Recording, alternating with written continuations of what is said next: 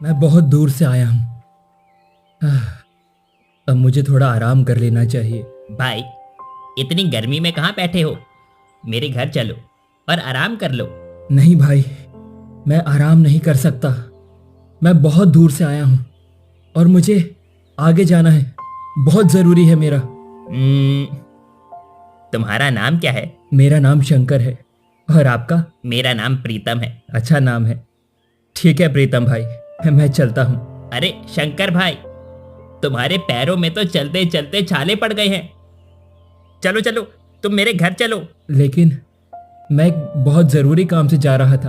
काम तो फिर भी होते रहेंगे। प्रीतम शंकर को लेकर अपने घर चला जाता है। तुम आराम करो। कहकर वो चला जाता है। रात हो जाती है। ये कैसी आवाज़ें आ रही हैं? प्रीतम बाहर निकलकर देखता है तो एक बच्चा बाहर खेल रहा होता है। इतनी रात को ये बच्चा बाहर कैसे खेल सकता है? प्रीतम उस बच्चे के पास जाता है, लेकिन बच्चा पता नहीं कहाँ चला जाता है। सुबह हो जाती है। शंकर प्रीतम के पास आता है। शंकर भाई, रात को नींद तो आ गई थी ना? तुम्हें कुछ अजीब तो नहीं लगा? हाँ हाँ, आ गई थी। लेकिन रात को एक बच्चा खेल रहा था। पर इतनी रात को बच्चे को खेलने क्यों देते हैं यहाँ के लोग? हमारे गांव के बच्चे बड़े शरारती हैं। लेकिन आज भी तुम यहीं रहो। तुम अभी बहुत थके हुए हो। वैसे भी तुमको जाना कहाँ है? मैं मंदिर जाऊंगा। उस मंदिर के लिए मेरे दिल में बहुत ही श्रद्धा है। अभी 2 दिन आराम करो, फिर आगे जाना। चलो ठीक है। प्रीतम और शंकर दोनों बाहर आते हैं। तुम गांव में जहां मर्जी रहो, लेकिन उस कमरे में मत जाना। क्यों? उस कमरे में ऐसा क्या है? अगर आप बुरा ना माने तो आप मुझे बता सकते हैं। नहीं नहीं, तुम्हें जो कहा है ना तुम वही करो। मैं उस कमरे में क्यों जाऊंगा? ठीक है, तुम गांव घूमो। 1-2 दिन के बाद मंदिर चले जाना। हाँ हाँ ठीक है। प्रीतम शंकर के पास से चला जाता है। मुझे समझ में नहीं आ रहा। रात को बच्चा खेल रहा था, वो भी 1 बजे का समय था। ये कैसे हो सकता है? मुझे यहाँ कुछ दिन रुककर पता करना चाहिए। बेटा, तुम हमारे गांव में क्या कर रहे हो? पहले तो तुम्हें हमारे गांव में कभी नहीं देखा। माता जी, मैं मंदिर की यात्रा पर जा रहा था। प्रीतम भाई ने मुझे रोक लिया। कह रहे थे कि थोड़े दिन यहाँ आराम कर लो, फिर आगे चले जाना, क्योंकि मैं बहुत थक भी गया था। बेटा, ठीक किया। माता जी, कल रात यहाँ एक बच्ची खेल रही थी। इतनी रात को। वो बच्ची कौन थी? उसके घर वाले उसे बाहर क्यों खेलने देते हैं, वो भी इतनी रात को? बेटा, यूं ही बातों पर ध्यान मत दो। तुम्हारा उस बच्ची से क्या मतलब? बुजुर्ग औरत चली जाती है। मुझे पूरा यकीन है कि कुछ तो गड़बड़ है। जब तक मुझे पूरी बात नहीं पता चल जाती, मैं यहाँ से नहीं जाऊंगा। शंकर के मन में सवाल चल रहे थे। रात को वो बच्ची क्यों खेल रही थी और उसे कमरे के पास जाने से क्यों रोका गया? आसपास कोई नजर नहीं आ रहा। मुझे कमरे की तरफ जाना चाहिए। शंकर कमरे की ओर बढ़ता है। शंकर, मैंने तुम्हें मना किया था ना, इस कमरे की तरफ मत जाना। भाई, मैं बस घूमने आया था, अंदर नहीं जाऊंगा। इस कमरे के आसपास भी मत घूमना, अपने कमरे में जाओ। शंकर कमरे की ओर जाने ही वाला था कि रात हो जाती है। जब तक सच का पता नहीं चलता, मैं यहाँ से नहीं जाऊंगा। अचानक शंकर को पैरों की आवाजें सुनाई देती है। बाहर कौन घूम रहा है अब? शंकर बाहर देखता है तो वही बच्ची खेलती हुई शंकर को दिखाई देती है। ये तो वही बच्ची है। मुझे इसके पास जाना चाहिए। शंकर बच्ची के पास जाता है। बेटी, तुम आधी रात को क्यों खेल रही हो? अपने घर जाओ, रात हो गई है। बेटा, मैंने कहा था ना, ज्यादा इन बातों की चिंता मत कर। प्रीतम डरकर अपने कमरे की तरफ भाग जाता है। ये बच्ची वही बूढ़ी औरत है जो मुझे दिन में मिली थी, लेकिन कुछ समझ क्यों नहीं आ रहा। सुबह हो जाती है। एक लड़की शंकर के लिए चाय लेकर आती है।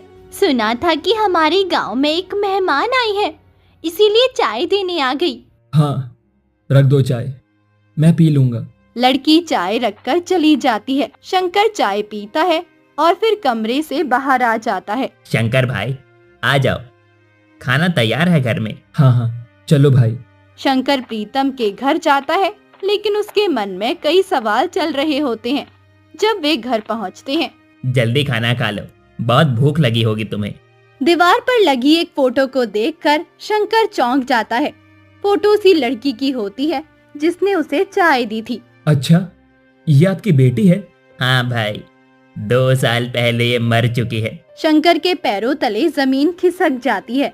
ये लड़की तो सुबह मुझे चाय देकर गई थी, फिर वो कौन थी? क्या सोच रहे हो शंकर भाई?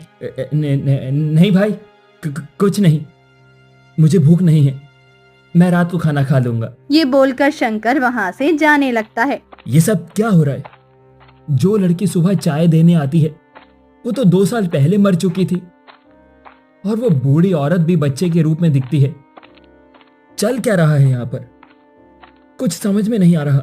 शंकर अपने कमरे में जाकर लेट जाता है। मुझे आज रात उस कमरे में जाना चाहिए, शायद पूरी सच्चाई का पता चल पाए। तभी प्रीतम शंकर के पास आता है। रोटी क्यों नहीं खाई भाई? भूख नहीं है तुम्हें? भाई, अगर भूख होती तो मैं खा लेता। ठीक है, जब भूख लगे मुझे बता देना। प्रीतम चला जाता है।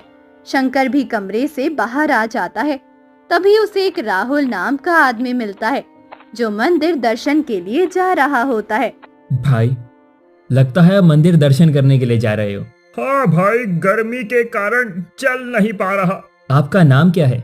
मेरा नाम राहुल है। राहुल, तुम मेरे कमरे में रहो, मैं भी दर्शन के लिए जाऊंगा, कुछ दिन आराम कर लो। ठीक है भाई। दोनों कमरे में चले जाते हैं। एक बात बताऊं? हाँ हाँ, बताओ। शंकर सारी बात राहुल को बता देता है। मुझे नहीं लगता भाई, तुम शायद वहम कर रहे हो। नहीं, आज रात मैं तुम्हें सब दिखाऊंगा। रात हो जाती है। दोनों कमरे से बाहर छुपकर देखते हैं कि बच्ची या कुछ चमत्कार होता है या नहीं, लेकिन इस बार कुछ और होता है। राहुल, देखो, प्रीतम उस कमरे की ओर जा रहा है जहां मुझे उसने जाने से मना किया था। चुप रहो, देखो वो क्या कर रहा है। प्रीतम कमरे के अंदर जाता है और कुछ समय बाद बाहर निकलता है। तुम्हारी बात सही थी, हमें भी उस कमरे के अंदर जाना चाहिए। दोनों धीरे धीरे कमरे की ओर बढ़ते हैं। दरवाजा तोड़ते हैं। जब अंदर देखते हैं तो वहाँ हड्डियों का ढेर और 2 अधमरे आदमी पड़े होते हैं, जिनके शरीर पर चोटों के निशान होते हैं। ये सब क्या है? अंदर से छी, बदबू भी आ रही है। ये जगह भूतों की नगरी है, यहाँ कोई इंसान नहीं है। ये लोग किसी का भी रूप ले सकते हैं।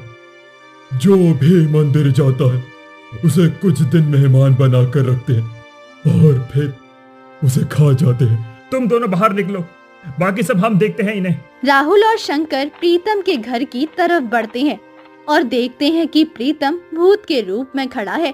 कल शंकर मेरे पेट में होगा।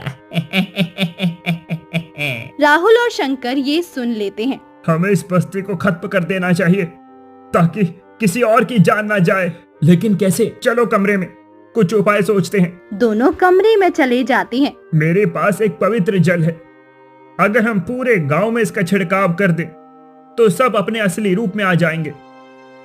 ये जल मुझे एक साधु ने दिया था। सुबह हो जाती है। प्रीतम शंकर के पास आता है। शंकर, ये आदमी कौन है जो तुम्हारे साथ है? ये मंदिर जा रहे थे तो मैंने कहा कुछ दिन आराम कर लो। शंकर अचानक अपने असली रूप में आ जाता है।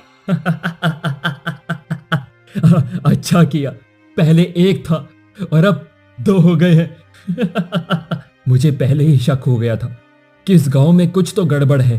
राहुल पवित्र जल का छिड़काव करता है और भूत में आग लग जाती है। ये क्या किया? बचाओ मुझे! बचाओ! बचाओ! राहुल पूरे गांव में जल का छिड़काव कर देता है। जहां जहां भूत होते हैं वहां आग लग जाती है और सब नष्ट हो जाते हैं। राहुल भाई, मेरी मदद करने के लिए धन्यवाद। ये मेरा फर्ज था। अब कोई भी मंदिर दर्शन के लिए जाएगा तो उसे कोई बाधा नहीं आएगी। हाँ राहुल भाई। तो चले मंदिर दर्शन करने के लिए चलते हैं। शंकर और राहुल मंदिर के दर्शन के लिए निकल पड़ते हैं।